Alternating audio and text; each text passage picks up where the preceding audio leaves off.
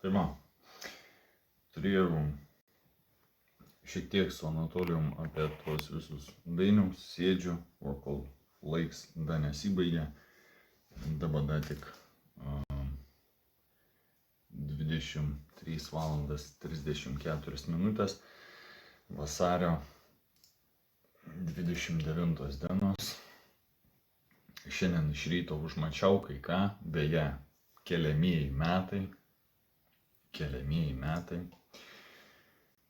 Ir užmačiau va tokį dalykėlį, kad čionais yra varlė, jeigu ant telefoną paspaudė, šiaip vasaris turi 28 dienas, bet jeigu ant telefono paspaudė ant tos varlės, tai parodysiu tiesiog. Čia rodo, nežinau, jūs matysit ar nematysit, bet rodo kaip ta varlė šokinėja. Čionais, prizūminsiu aš jau. Prizūminsiu tokį va dalykėlį dar. Ui, kad čia baisybė.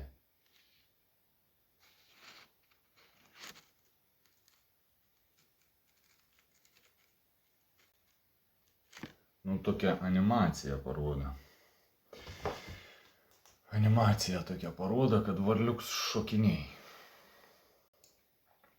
Nežinau, kuo va tas va būtent varliuks šokinėje ant to paspaudė, čia nenoriu atmesti viską, matot, čia visokių tokių varlės kažkokios, tai rodo, kažką, va taip va rodo, va tokius rodo bairius. Normaliai. Ne, aš kaip sakant, nenoriu teršti naujo kompiuterio, dovanoto nuoširdingiausio, kaip sakant, YouTube kanalo žiūrėtojo, kaimyno būsimo. Tai, vienu žodžiu, dabar jeigu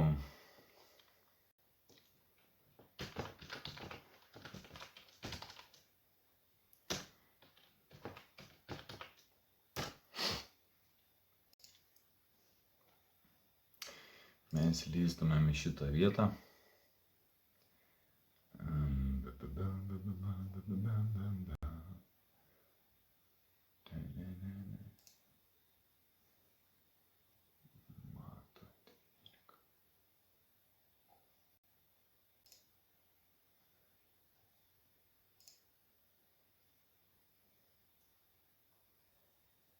Gaengelo antspaudus.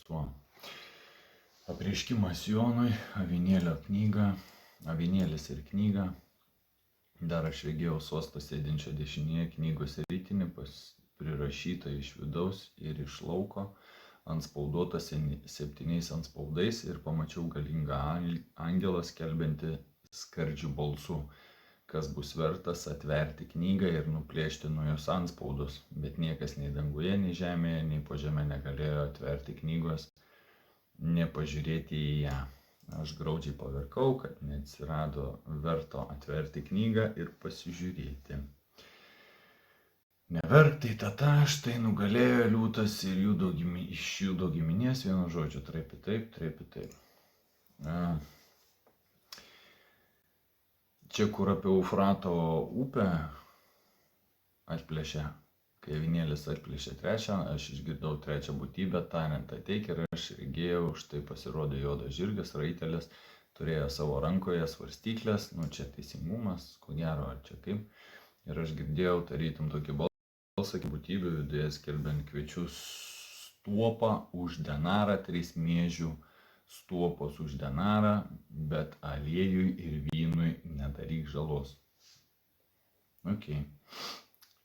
Kai avinėlis atplėšė 5 antspaudą, aš pamačiau po aukurų sielas nužudytų dėl Dievo žodžio ir dėl liudijimo, kurį jie yra davę.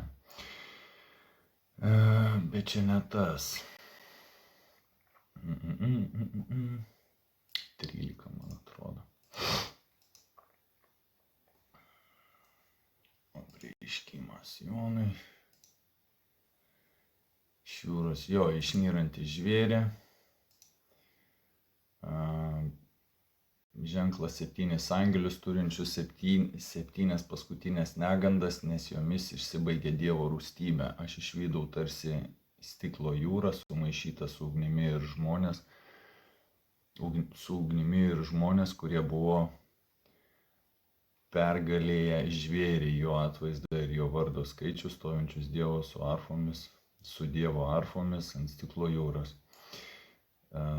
Sekantis, apie varles aš noriu parodyti. Tai 4 išpylė savo dubinį saulę, bet 3, kur sakiau, visi gyvūnai savo dubinį jūron, ji tapo lyg numirėlio kraujas ir visi gyvūnai jūroje išgaišo. Skaudžias votis turinčios ženklą galingą 7. Ir nuėjo 1 išliejo savo dubinį žemėn, apniko piktos 3 išliejo savo dubinį ir upės ir vandens šaltinius ir jie pavirto krauju ir išgirdau vandenų angelą sakant, teisus tu, kuris esi ir buvai šventasis,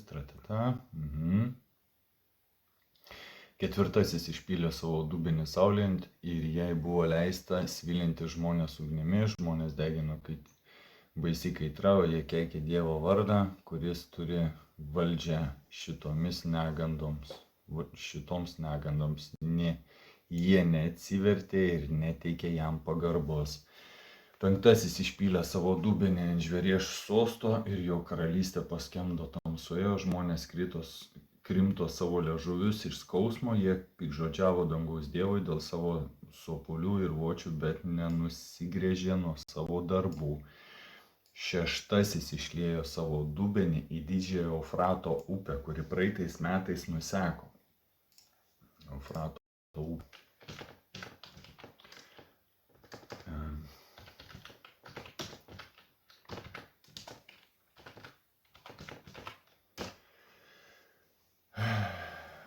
Ką Biblija sako apie skaičius 11 Biblijos, ar džiūstanti Eufrato upė pranašauja pasaulio pabaigą, pasiįdomaukit. Ir jos, beje, praeitais metais, išdžiūvo, vienu žodžiu. Pasiskaitykit, yra išplitus aršioms kautynėms, iš Irako vakarų pabėgo, kas valdys pasaulį, Sirijos, išdžiūvus, dėl rekordinės saustros džiūsta Eufrato upė, toks upeliukas, o buvo didžiausia upė, viena iš pagrindinių vandens šaltinių. Ir jos vanduo išdžiūvo, skaitykit, ir jos vanduo išdžiūvo, kad pasidarytų kelias karaliams iš saulėtekio šalies. Tai aš dariau.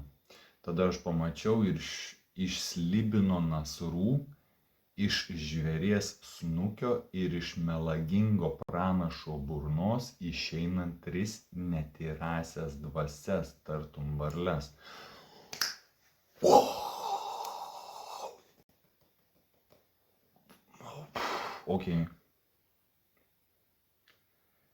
Tada aš pamačiau iš slibino nasrų, iš žvėries snukio. Slibino nasrai.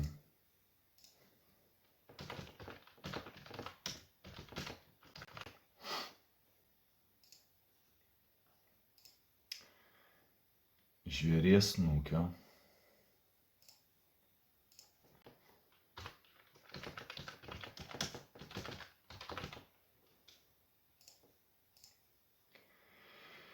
Melagingo pranašo burnos.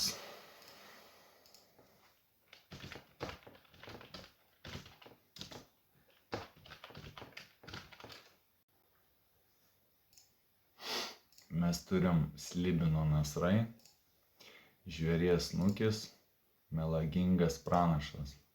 Tada aš pamačiau iš slibino nasrų, pažymėjau, iš žvėries snukio, pažymėjau, ir iš melagingo pranašo burnos išeinant 3 netyrąsias dvasias, tartum čin, varles.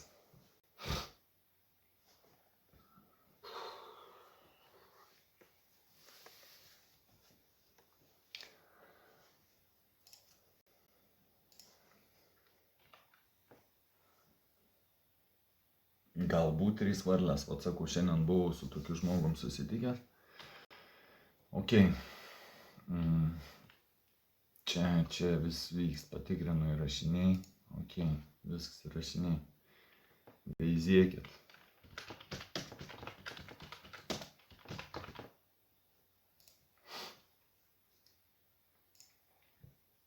Vieną varlę.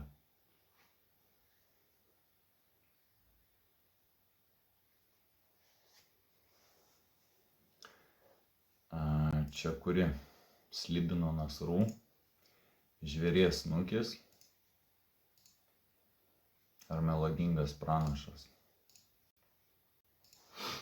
Niek nenori.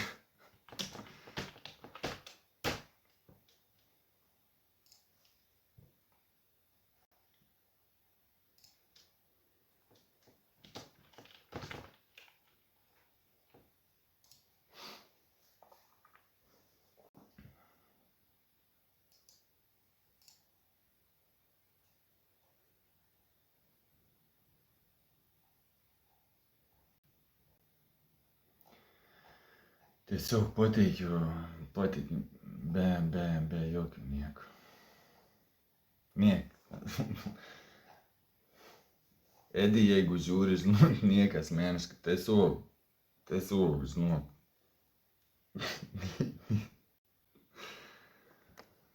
Pats sakėjai, viską tikrink.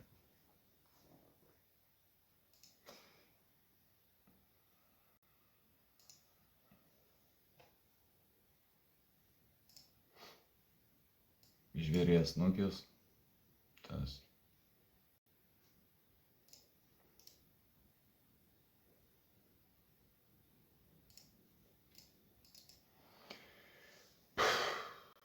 Tai va tuoj mintis.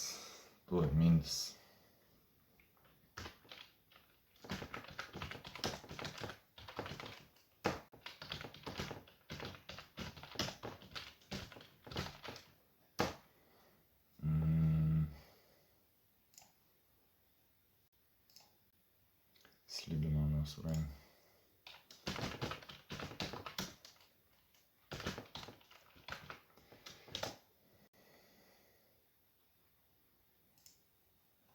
Elementarus žaidimas, ta prasme.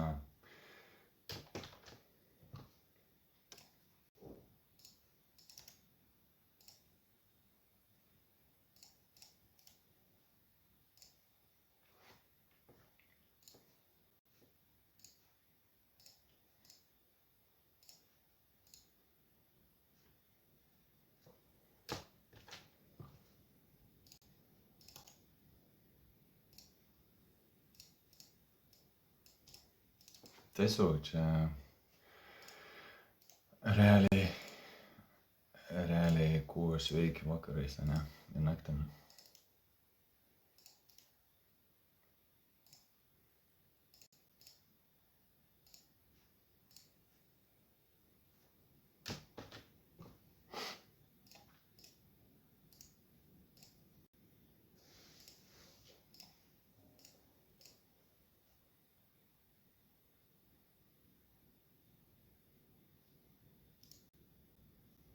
Jis tai padaryti, kopį.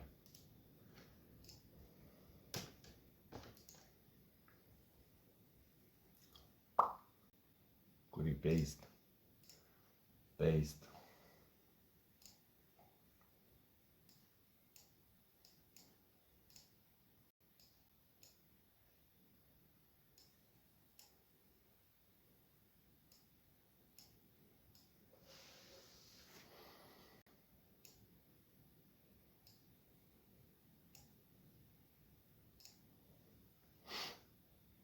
Per ką mes matom snukis veids, mes matom tą snukį.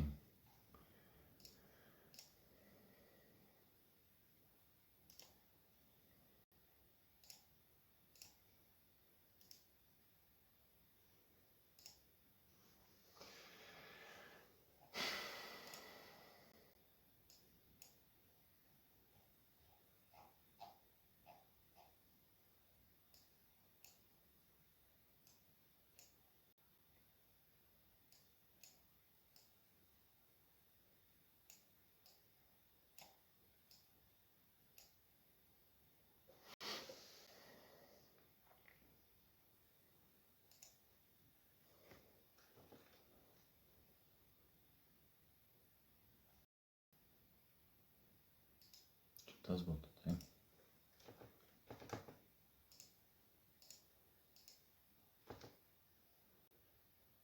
Žvėries snukis. Čia gal taip. Alagings pranašas. Gal taip. Slibino mestrai. Katras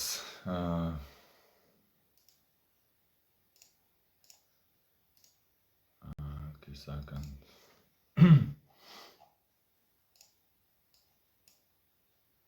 ir nepasuotinams ir visa kita, ne?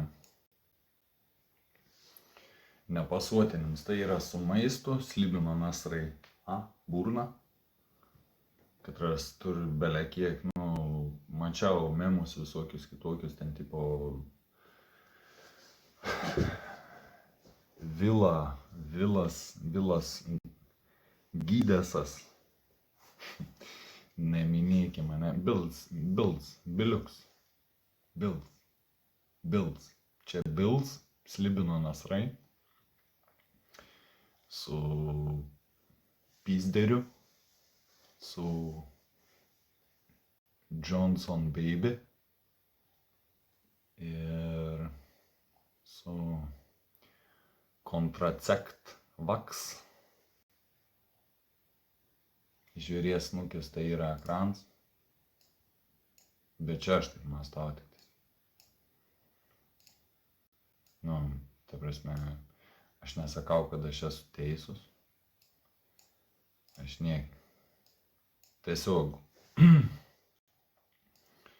stebėkit ženklus ir mąstykit,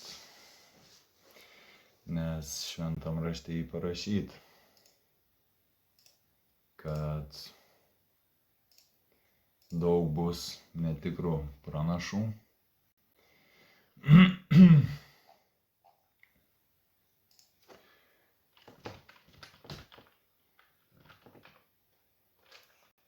Pranašai.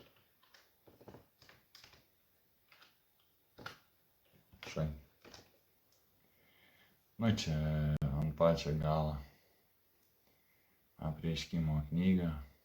Tai jau tas Genesis. Vienu žodžiu, daug netikrų pranašų. Čia visko gali būti, kad atbula, jeigu žiūrint. Tai taip, atėjo vienas, atėjo antras ir dabar išlyna trečias. 3 varlės. 6 antspaudas.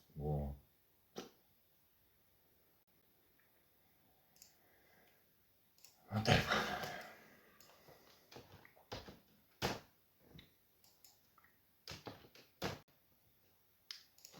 Tiek norėjau parodyti.